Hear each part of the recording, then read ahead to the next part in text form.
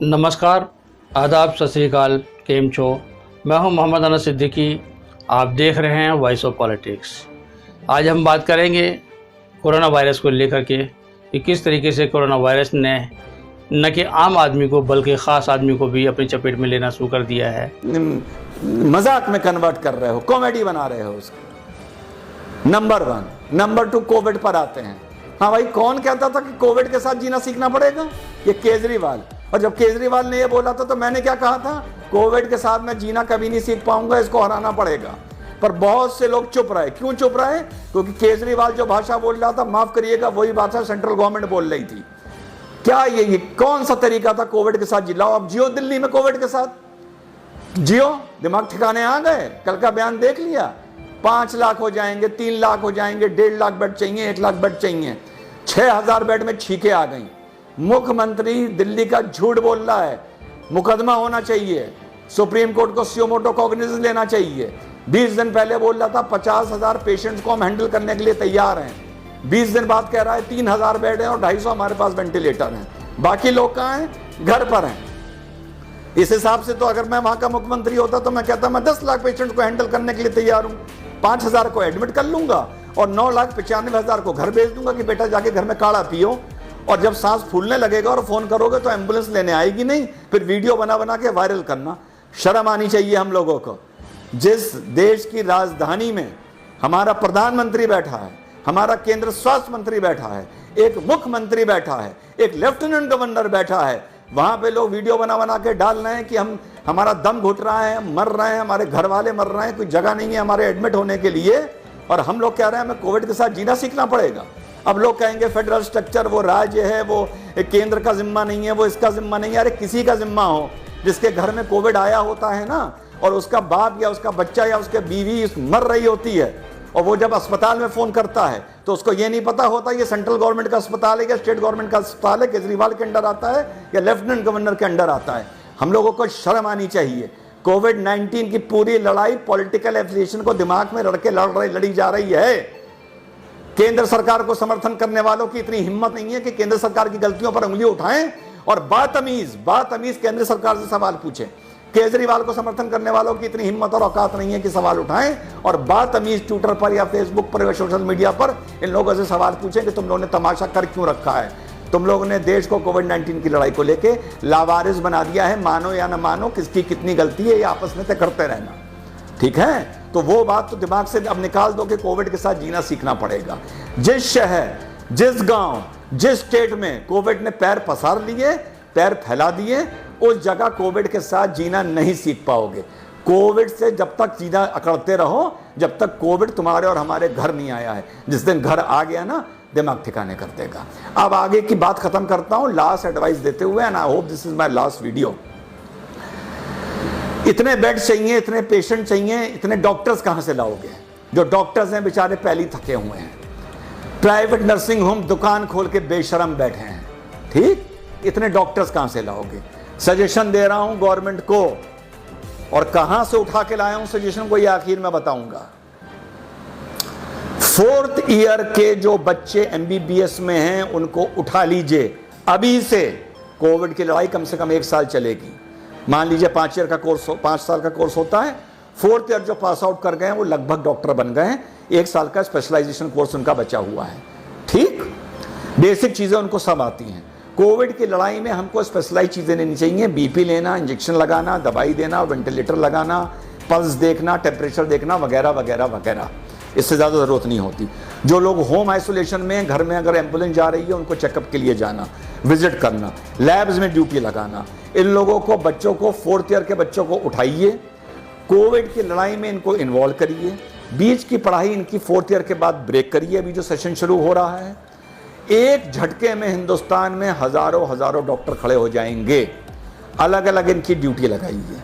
साल भर के बाद, आफ्टर 1 ईयर मीन्स जून 2021 में ये अपने कोर्सेज को कंप्लीट करने के लिए उससे फिर से ज्वाइन करेंगे। और जो ये 2021 में पास आउट होते हैं, अब ये 2022 में पास आउट होंगे। इस दौरान आप इनको जो भी नाम देना चाहें वो दीजिए, जो अच्छा रिस्पेक्टेबल स्टाइपेंड देना चाहें वो दीजिए। जब ये 2021 में अपने जूनियर बैच को ज्वाइन करेंगे और 2022 में पास आउट होके निकलेंगे, 2021 में पास आउट होना चाहिए था अगर 2020 से लास्ट ईयर शुरू होता, समझिएगा मेरी बात, पास आउट होके निकलेंगे, लेकिन इनको डीम्ड पास आउट इन 2021 में ही माना जाएगा। Deemed is a legal term, it is a constitutional term. Deemed pass out 2021, actual pass out 2022, और जब ये पास आउट होके निकलेंगे तो इनके पास 1 साल का देश सेवा का गवर्नमेंट जॉब का उस टाइम एक्सपीरियंस होगा। So they will have an experience of 1 year, जो मेडिकल रेगुलेशन बोलता है कि आपको 1 साल गवर्नमेंट के लिए काम करना पड़ेगा, plus they will have a degree and plus and later of certificate of appreciation and a medal of appreciation, जो पूरी जिंदगी इन लोगों के काम आएगा। एक झटके में हम इस देश में हजारों डॉक्टर 1 महीने की ट्रेनिंग के बाद खड़े कर सकते हैं। ना उनका ईयर वेस्ट होगा, उनके फेदर इन द कैप लगेगा, उन्हें देश सेवा का मौका मिलेगा, हमारे डॉक्टर्स की हेडेक खत्म हो जाएगी, नंबर ऑफ डॉक्टर्स की, वो हमारे मेन डॉक्टर्स को मौके पे सब्स्टिट्यूट कर सकते हैं, ताकि हमारे जो मेन डॉक्टर्स हैं वो टायर आउट ना कर जाएं, वो फटीक आउट ना कर जाएं। ये आइडिया मेरे दिमाग में कहां से आया? ये काम किया था ब्रिटेन ने वर्ल्ड वॉर 1 में। 4th ईयर MBBS के बच्चों को उठा के 1 महीने की ट्रेनिंग दे के अलग अलग शहरों में उन लोगों को डिप्यूट कर दिया गया था, और पास आउट होने के बाद जो भी कॉमनवेल्थ था, उनकी कॉलोनीज थी, और 1 साल का उन्होंने शायद इनसे वर्क मांगा था, उसके बाद वापस इन लोगों को कोर्स में इनरोल कर लिया गया था और डॉक्टर की डिग्री दे दी गई थी। ये बात मुझे कैसे पता? मेरे दादाजी ब्रिस्टल मेडिकल कॉलेज इंग्लैंड से MBBS कर रहे थे, मैं रियल दादा, उनको भी 4th ईयर के बाद इसी तरह उठाया गया था। मिडिल ईस्ट में उनकी पोस्टिंग करी गई थी, इंडिया में भी उनकी पोस्टिंग की गई थी। 1 साल के बाद वो फिर से उन्होंने इंडियाई से अपना कोर्स कंप्लीट किया था। This was the out of box idea जो ब्रिटिशर्स ने इंप्लीमेंट किया था। आज से गवर्नमेंट को ये सोचना चाहिए कि व्हाट केजरीवाल इज सेइंग, अगर ये ऐसी हकीकत वाकई हमारी राजधानी में हो गई या और 3-4 राजधानियों में या देश में और हो गई, जैसी इस टाइम महाराष्ट्र, दिल्ली, गुजरात, तमिलनाडु में है, तो बेड खरीद लोगे, बेड इंपोर्ट कर लोगे, दवाई इंपोर्ट कर लोगे, मास्क इंपोर्ट कर लोगे, कुछ इंपोर्ट कर लोगे, मेडिकल प्रोफेशनल्स कहां से लाओगे? आज से गवर्नमेंट को ये इंप्लीमेंट करना चाहिए, ताकि जून एंड या जुलाई आते आते हमारे पास मेडिकल ग्रेजुएट्स की एक फोर्स हो और वो इस लड़ाई में शामिल हों। This was my idea. तो चाइना के बारे में मैं बोल चुका हूं। Let us become a responsible nationalist people. अपनी राष्ट्रवाद को जरा ठहराव दो, थोड़ी गहराई दो, उकसाने की, चिल्लाने की जरूरत नहीं है। और दूसरा, मेडिकल ग्रेजुएट्स गवर्नमेंट कहां से उठा सकती है, ये मैंने एक आइडिया दिया है, और इंग्लैंड ने वर्ल्ड वॉर 1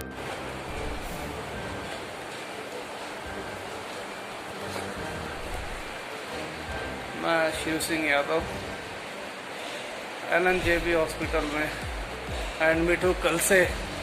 अभी तक मुझे कोई देखने वाला नहीं आया है, ना रात को खाना देना, ना सफाई, ना बाथरूम में पानी।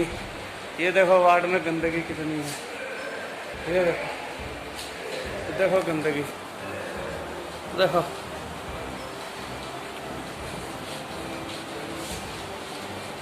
देखो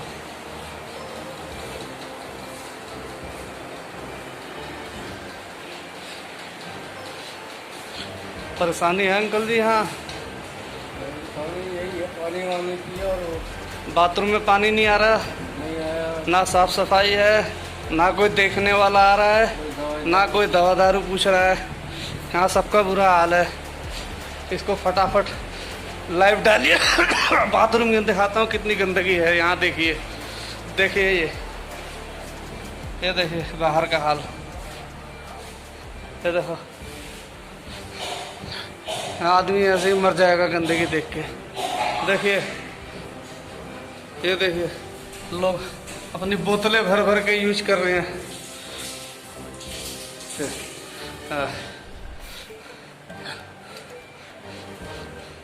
किसी एक भी स्टाफ का पता नहीं है, किसी नर्स ना किसी कंपाउंडर का। सांस लेने में दिक्कत हो रही है, कोई देखने वाला नहीं है। यह हाल है LNJP हॉस्पिटल 7वें फ्लोर पे। प्लीज़ भाई इसे ये शेयर करो ज़्यादा से ज़्यादा। इधर ना टाइम से पानी मिला, ना बाथरूम में पानी आ रहा है, ना सफाई है। हाँ 10 दिन से हुआ, अब तक कुछ भी नहीं लगाया। ये बताओ 10 दिन एक बार आते हैं, झाड़ू लगा के चले जाते हैं। 10 दिन से यहाँ झाड़ू पोछा नहीं लग रहा है, कोई नहीं आता यहाँ देखने के लिए, अपने हाल पे हैं सब।